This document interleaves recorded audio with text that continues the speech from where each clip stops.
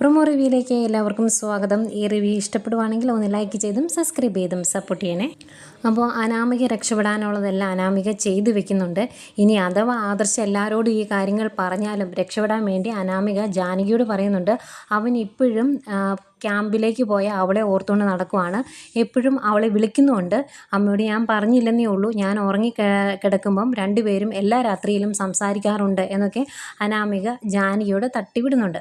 പിന്നീട് നമ്മുടെ ആദർശ് അനിയെ ഉപദേശിക്കാൻ ചെല്ലുവാണ്. അന്നേരം അനി ചോദിക്കുന്നുണ്ട്, പണ്ട് ഏട്ടത്തിയും എപ്പോഴും വഴക്കല്ലായിരുന്നോ? ആ സമയത്ത് നിങ്ങൾ കണ്ട കീരിയും പാമ്പും പോലെ ആയിരുന്നല്ലോ, ഒരിക്കലും നിങ്ങൾ നേരാവണ്ണം സംസാരിക്കുന്നത് പോലും ഞാൻ കണ്ടിട്ടില്ല. എന്നിട്ട് ഏട്ടത്തി വഴി തെറ്റിപ്പോയോ? ഇല്ലല്ലോ എന്ന്. അത് ആദർശ് അനിയെ ഉപദേശിച്ച് കാണും. എടാ, നീ അവളോട് സ്നേഹം കാണിക്കാത്തതുകൊണ്ടാണ് അവൾ സ്നേഹം തേടിപ്പോയെന്ന്. അതിനുള്ള മറുപടി ആയിരിക്കും അനി പറഞ്ഞത്.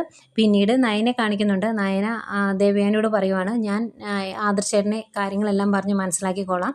അമ്മ എന്നെ സ്നേഹിക്കുന്നുണ്ട് എന്നറിയുമ്പം ആദർശേട്ടൻ്റെ ബാക്കി പിണക്കങ്ങളെല്ലാം മാറിക്കോളും. അങ്ങനെ ഒരു പ്രതീക്ഷയിലാണ് ഞാൻ എന്നൊക്കെ പറയുമ്പോഴത്തേക്കും ദേവയാനിക്കും ഇത്തിരി പ്രതീക്ഷയും സന്തോഷമൊക്കെ തോന്നുന്നുണ്ട്. ഇതൊക്കെയാണ് പ്രമോ വിശേഷങ്ങളായിട്ട് കാണിച്ചത്.